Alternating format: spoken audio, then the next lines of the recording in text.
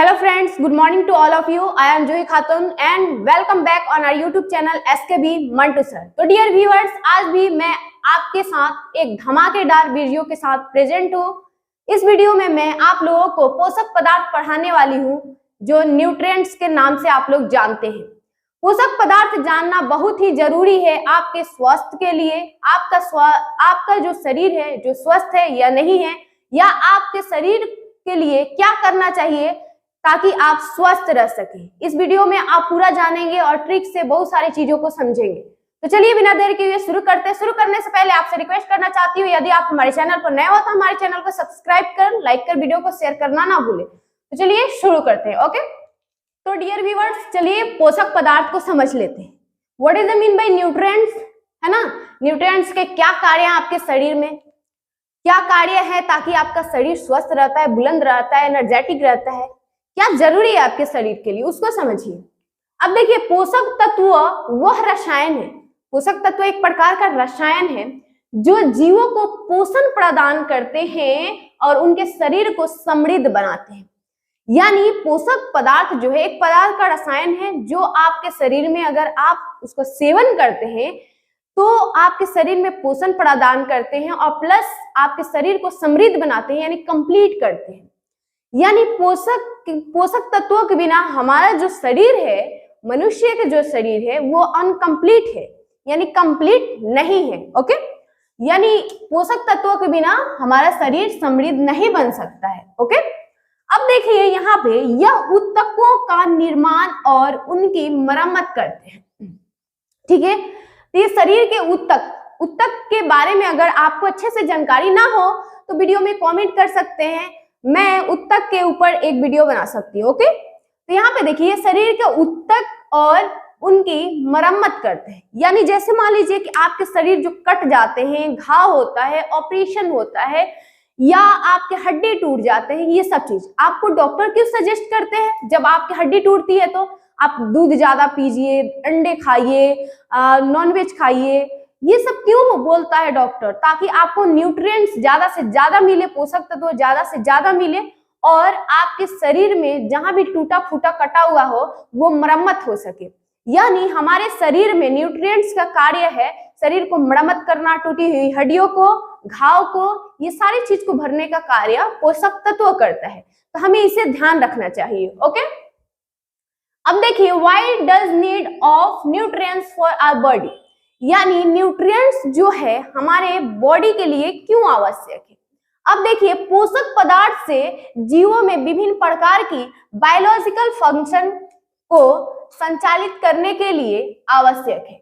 Biological function का मतलब होता है, आपको बता देती हूँ, हमारे बॉडी में पूरे बायोलॉजिकल फंक्शन होते रहता है। जैसे मान लीजिए कि हमारे शरीर में हार्मोनल इम्बैलेंस है तो भी बैलेंस करना, अगर मान लीजिए कि आपके शरीर में न्यूट्रिएंट्स की कमी है तो आप बीमार पड़ते हैं तो उसको कवर करना, यानी कवर करने के लिए आपको अधिक न्यूट्रिएंट्स लेना पड़ता है। ये एक प्रकार का बायोलॉजिकल फंक्शन है। ओके, जिससे जैव कार्य के नाम से आप जानते हैं। ओके, अब देखिए यहाँ पे biological function of nutrients in our body, यानी हमारे शरीर में जैव कार्य। ठीक है, अब देखो यहाँ पे शरीर में ऊर्जा तथा ऊष्मा प्रदान करना। ठीक है, जो न्यूट्रिएंट्स है, यानी कल मैंने आपको पिछले वीडियो में विटामिन के बारे में पढ़ाया था। विटामिन एक प्रकार का जो भी विटामिन है वो आपके शरीर में क्या करता है, बीमारियों से लड़ता है, यानी आपके शरीर में कोई ऊर्जा प्रदान नहीं करता है। लेकिन यदि हम न्यूट्रिएंट्स ले लें, पोषक पदार्थ को ले लें, ये हमारे शरीर में ऊर्जा और ऊष्मा प्रदान करते हैं।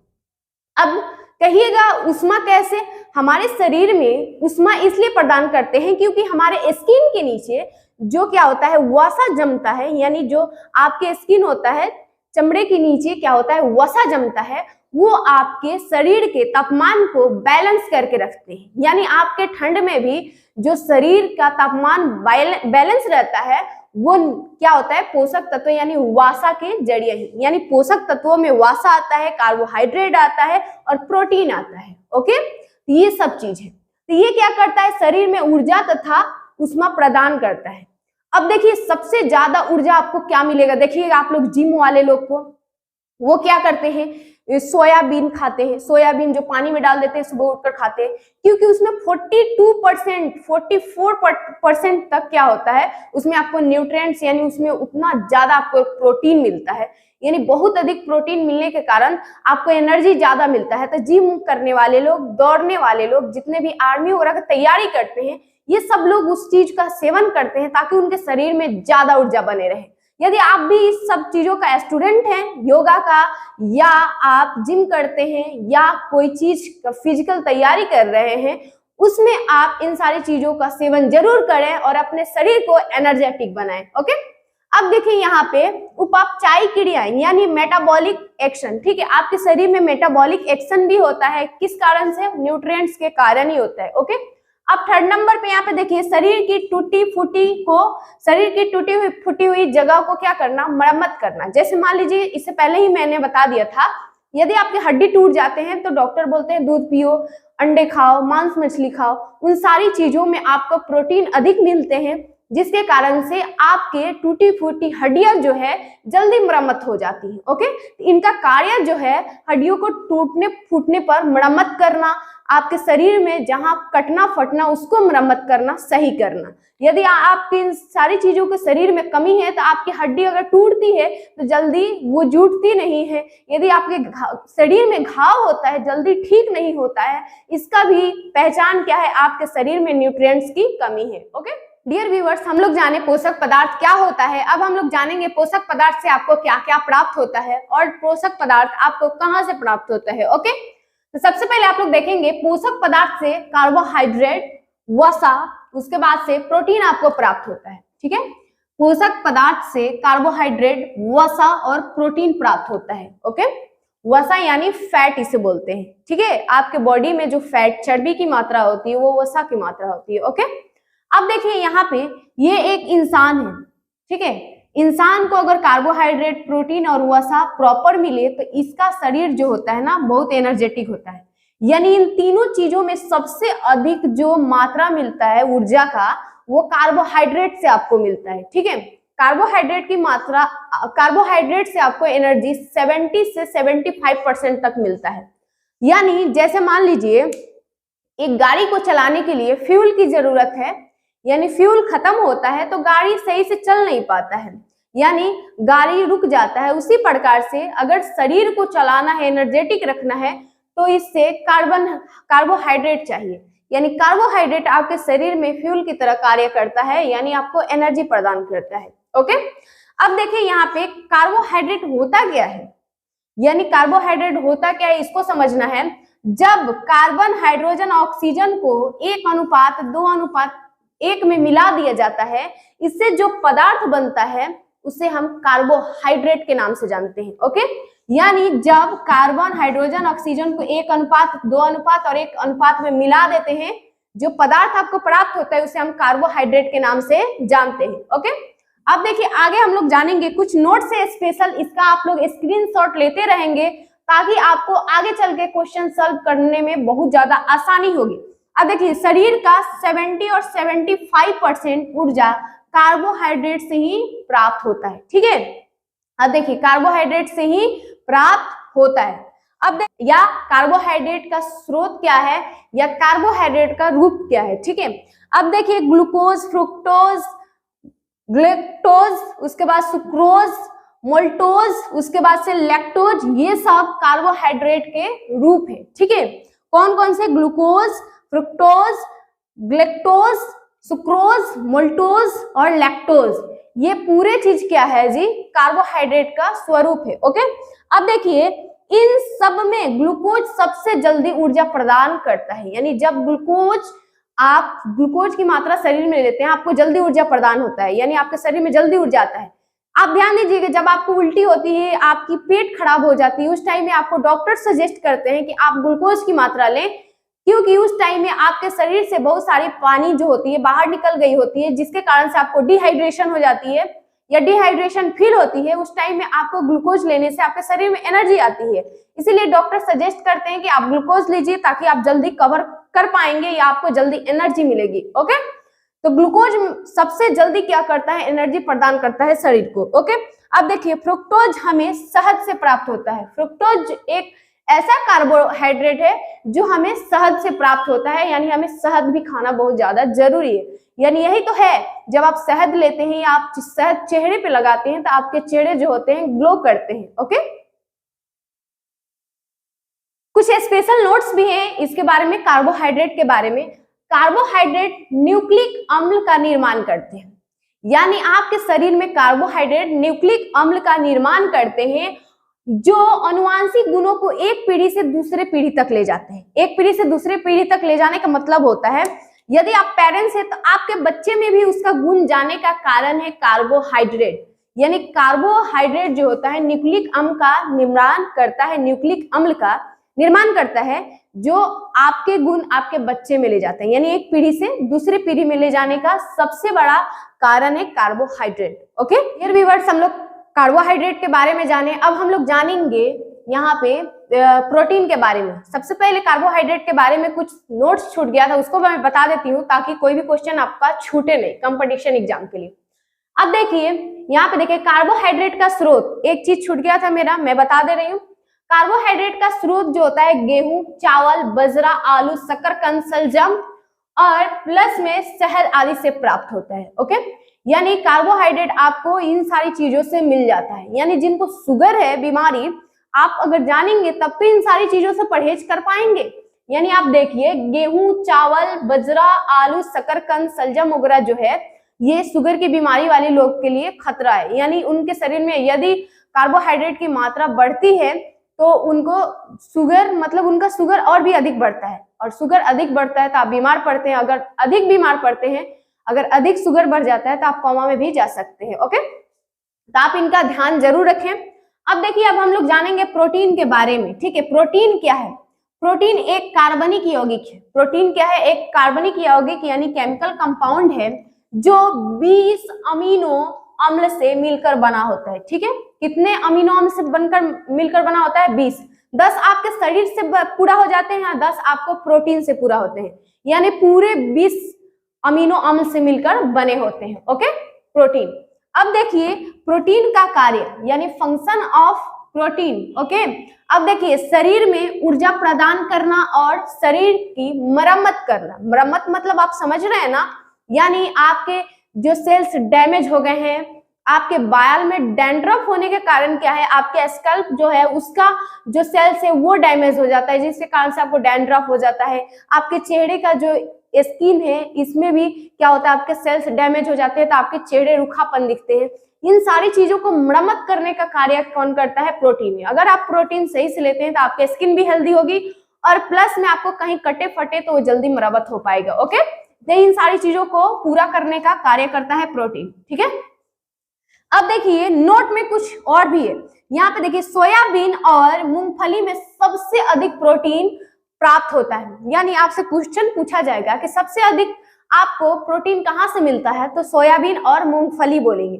सोयाबीन में 42% प्रोटीन प्राप्त होता है, जिसके कारण से मैं आपको बता चुकी हूँ कि जिम वाले लोग हैं या जो लोग सुबह दौड़ते हैं या किसी चीज का फिजिकल तैयारी करते हैं उसमें वो सोयाबीन का सेवन करते हैं, ओट्स का सेवन करते हैं, केला का सेवन करते हैं। इन सारी चीजों का सेवन इसलिए करते हैं ताकि उनको अच्छा से प्रोटीन प्राप्त हो सके। ओके, या प्रोटीन वाला जो पाउडर आता है आपको बहुत सारा मार्केट में अवेलेबल है, उसको भी लेते हैं। ठीक है, अब देखिए प्रोटीन का स्रोत। प्रोटीन का स्रोत कहाँ से? अब देखिए प्रोटीन दाल, दूध, मछली, अंडा, सोयाबीन, पनीर, दही आदि सबसे प्राप्त होता है। ठीक है, अब देखिए यहाँ पे दाल से प्राप्त होता है, दूध से, मछली से, अंडा से, सोयाबीन, पनीर, दही और इस सारी चीजों से प्राप्त होता है। लेकिन इन सारी चीजों में से सबसे अधिक आपको सोयाबीन और मूंगफली में मिल जाता है। ओके, अब देखिए एक चीज और भी हम लोगों को समझना है कि प्रोटीन हमारे शरीर के लिए जरूरी क्यों है।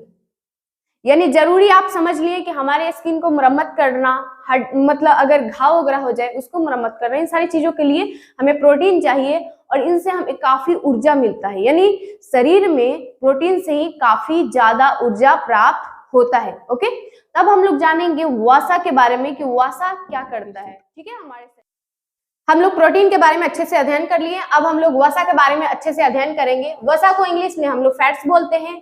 अब देखिए फैट्स क्या होता है, इसमें कार्बन ऑक्सीजन और हाइड्रोजन विभिन्न मात्रा में मिलकर बने होते हैं, ठीक है, या विभिन्न अनुपात कह ले तो हम लोग क्या कार्बोहाइड्रेट के बारे में पढ़े जिसमें 1 अनुपात 2 अनुपात 2 अनुपात एंड 1 अनुपात मिलकर क्या होता है, उसमें बनता है एक प्रकार का पदार्थ जिसे हम कार्बोहाइड्रेट बोलते हैं। उसी प्रकार से इसमें भी कार्बन, ऑक्सीजन और हाइड्रोजन विभिन्न मात्रा में मिले होते हैं जिसे हम क्या कहते हैं, फैट्स के नाम से जानते हैं, ठीक है, वसा।